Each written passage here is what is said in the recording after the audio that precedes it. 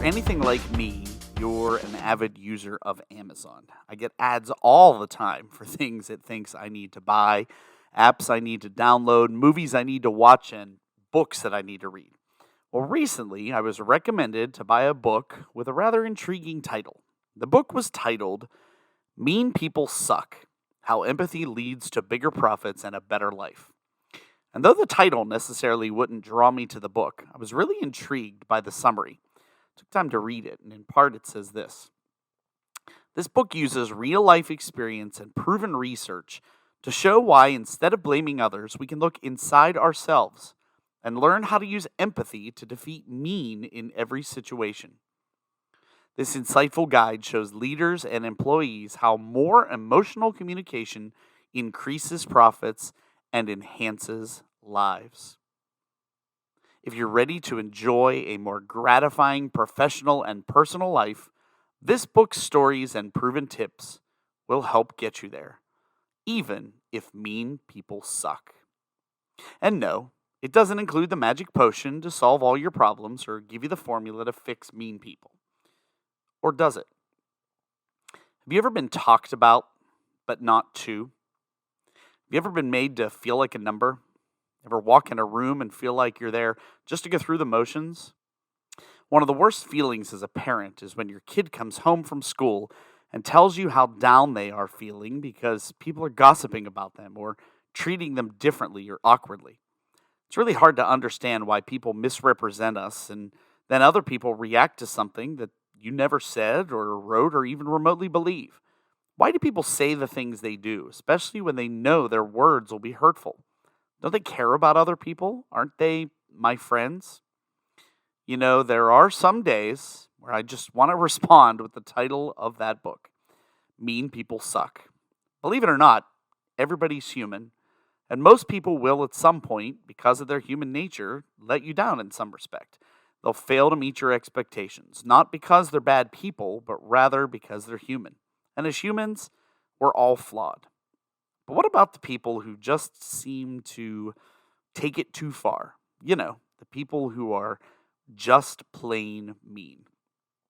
Though it seems like the harder road to take, our job isn't to feel that way or hold a grudge or to worry about what they'll say next or to feel bitter towards them.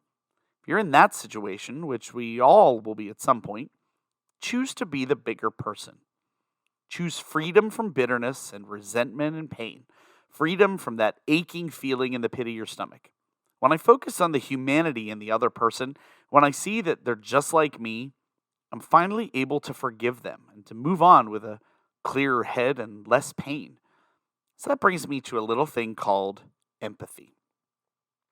Empathy is defined as the ability to share and understand the emotions of others. It's certainly not the easy route, but why is empathy important? It's not just a simple, oh, they're sad, or that'll make them mad.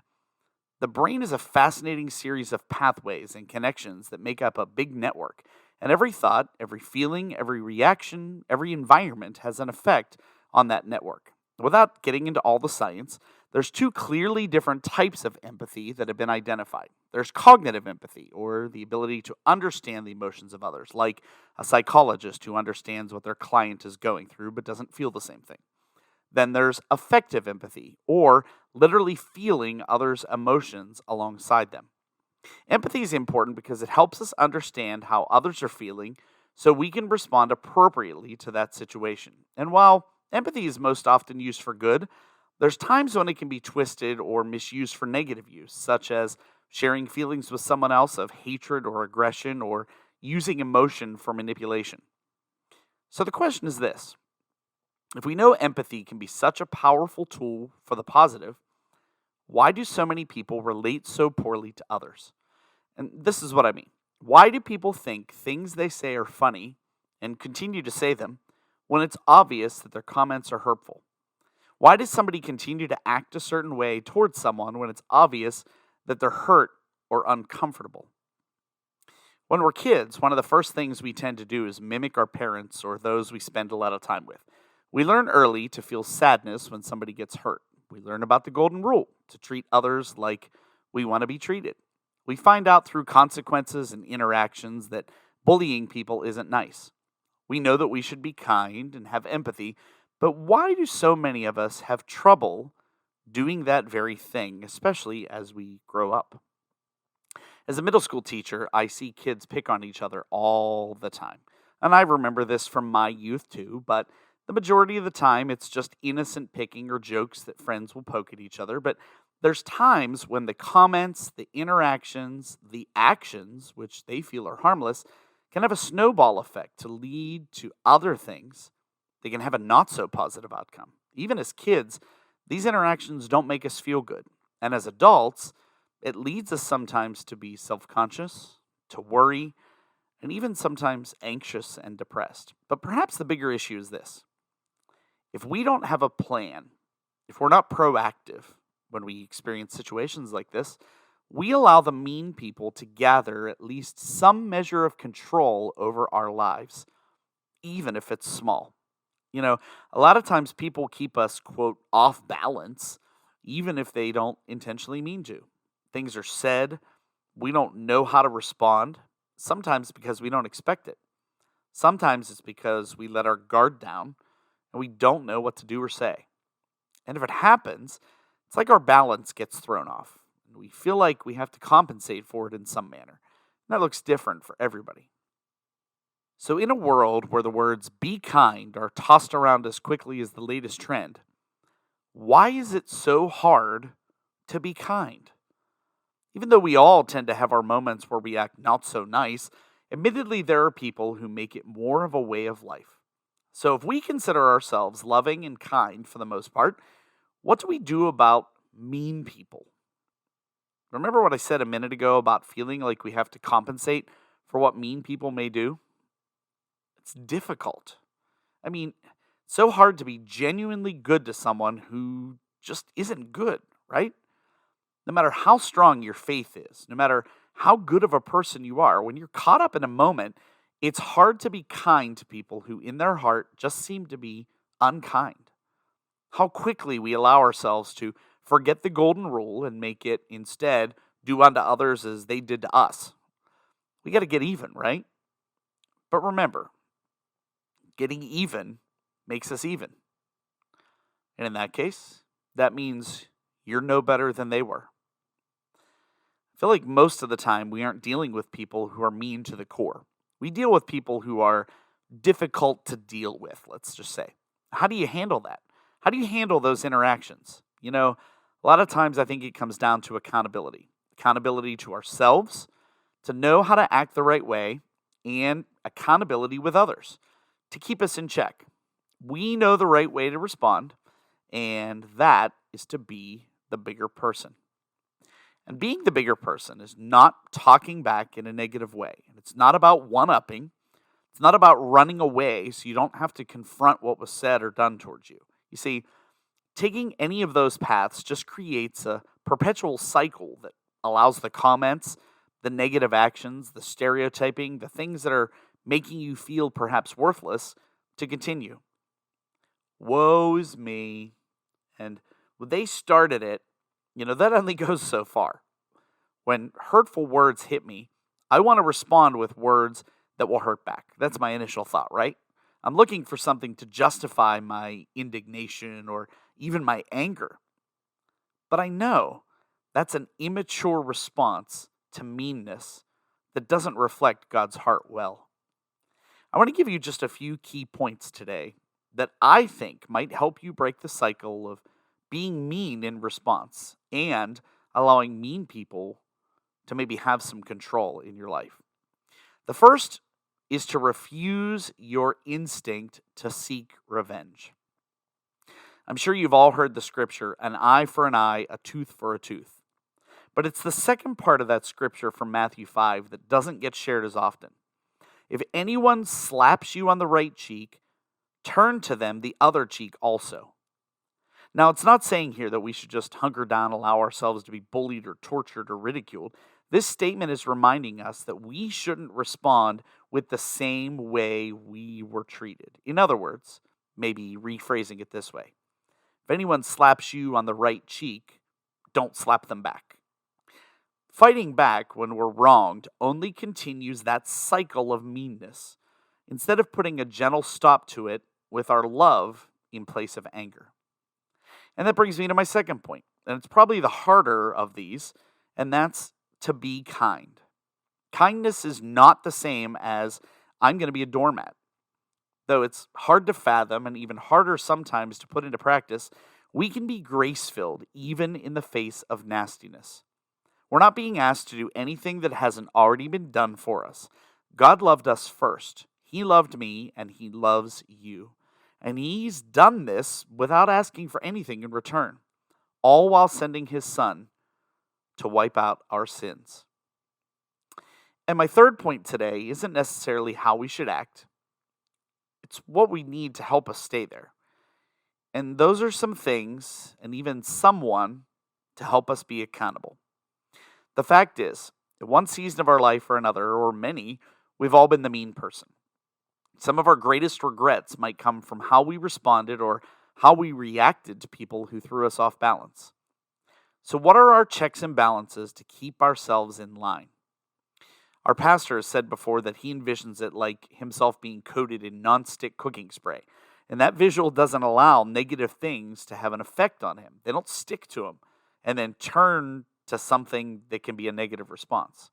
For some of us, it's people we have in our lives who mentor or guide us. For our kids, it's their parents, their teachers, their youth leaders, or their pastors. And this is where I'll throw a kind word out to my kids. I'm sure they've gotten tired time and time again of hearing me give suggestions about how they relate to others, proper responses, how they act, and such. For example, what if kids are talking about them? What if kids are giving them the cold shoulder?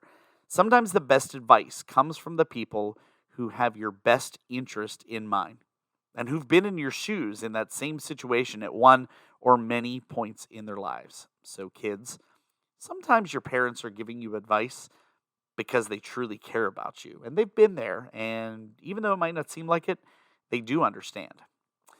In the times when we want to get even, it does just that. It keeps us even with the person doing wrong. So if someone is talking smack about us, giving us a cold shoulder, and we respond with the same type of actions, it makes us no better than them and gives us no advantage in the situation. Wouldn't you rather be ahead? You relationally pull ahead by refusing to get even. If you listen to my last episode, you know I talked about the power of one. One cold shoulder, one instance of bullying, one negative interaction has the power to do so much, both negatively and positively. So I ask this question. If you were to go 5 years into the future from now and look back on any situation where you've experienced this type of meanness, what story would you want your response to tell? Just like the character in any book or any movie, one action by a character can change the direction of a story. And if we took our story and chose to rise above in every circumstance, what would it look like to return good for evil? Not just refuse to react, but to be kind. Not just refuse to be bad, but take the golden rule seriously and clearly. To do good to those who mistreat us. And I know some of you are probably saying, okay, say I try to be the better person and they just refuse or get worse. Then what? Well, to that I'd say this. Peace is possible when you offer it and they accept it. And if that's the case, fantastic. On the other hand, peace may seem impossible if you offer and they refuse. Sometimes to live peacefully with someone else is just plain impossible. But you cannot find peace trying to please everyone. If you go through life just trying to please everybody else, you will never live in peace with yourself. I firmly believe there are just some people out there who you're not supposed to live at peace with. Sometimes people just genuinely aren't going to like you for whatever reason. And if you've genuinely tried to be the bigger person, it's usually on their end. I've had people hate me for lots of reasons in my life. And for some reasons you might be surprised by, or maybe not. I've been talked about for being recognized for good work, for winning an award, for caring too much. Yes, I've had people tell lies about me because I tried to be nice to them. Maybe a jealousy factor? I'm not sure. I've had interactions with mean people who have said things about me, started rumors, and even gotten friends of mine to stop talking to me because of things like this. Now, if what I just shared describes your situation, I'm sure there's some of you who feel guilty about that relationship with that other person. Was there something I could have done? If you've done everything as much as you can, and you've extended the offer of peace without compromising the good, then you are really truly set right in God's eyes. If you've prayed for that circumstance, that situation, that interaction, and you've tried your most genuine best, you can't feel guilty about where it stands. Because sometimes you have to forgive, and to be honest, be prepared to move on, even though it's hard to forget. So in summary, I'd say this. When you come across mean people, take every opportunity to be the bigger person. Maybe they'll talk to you tomorrow. Maybe they won't. But be the bigger person. Guy Davis said, "We all need more kindness in this world." When you have the chance to choose between allowing bullies to rule your headspace or forgiving them for what they've done and letting love and peace and faith guide your steps, be the bigger person. Ask God to guide your steps, your words, and your actions. Resolutions in God's plan will happen. Will Rogers, one of the greatest humorists in American history, said this: "I never met a man I didn't like." Can we all say the same thing? How many of you believe what Will Rogers said? I'm sure some of you out there are saying, well, Will Rogers never met my boss. Or Will Rogers doesn't live next door to the guy that's next door. Or Will Rogers never met my spouse. Okay, maybe that was a little harsh. But, friend, today I'd ask you to try to take the higher road. Take on the same philosophy as Will Rogers. Despite our human nature and our flaws, God chose not to give us what we probably deserved. Instead, He chose to show you and I the kindness of His grace, forgiveness, and mercy. And by that, He is simply saying, I want you to treat others the same way I've treated you. So I know sometimes we're going to come into interactions with mean people. My biggest suggestion, and I hope your biggest takeaway from this episode today, is be the bigger person. As always, I really do appreciate you taking time to tune in. We'll see you back here next time when we'll have more for you on Querry.